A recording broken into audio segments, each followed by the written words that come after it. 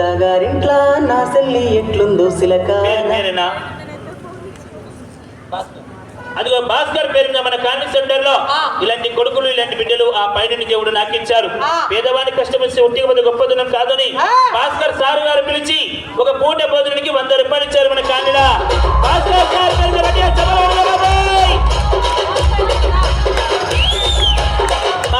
అయితే వాళ్ళని వాళ్ళ కుటుంబాన్ని వాళ్ళ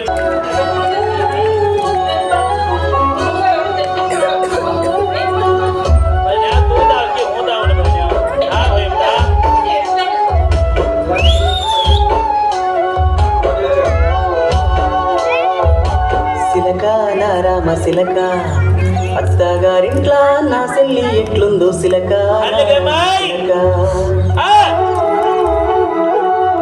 సిలక రామ సిలక కబురన్నదే సిలక రామ సిలక. సిలక రామ సిలక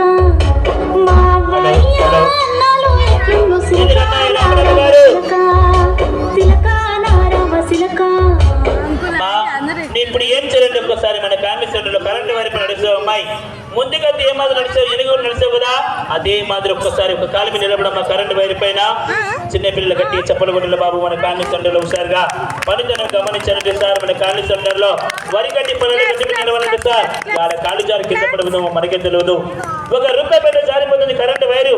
ఆ కరెంట్ వైర్ పైన అమ్మాయి ఒక కాలు మీద నిలబడింది మన ఫ్యామిలీ సెంటర్ లో. మెల్లిగా అమ్మాయి హుషారుగా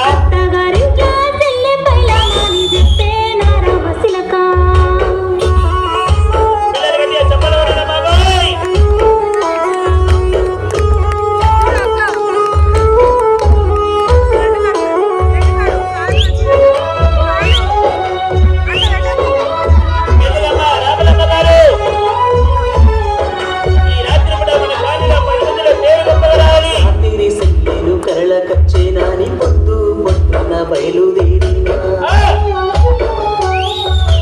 నా సెల్లి ముఖముల్ల నవ్వు చుట్టనాని నాలో నేనే మురిసిపోయినా. రామ సిలక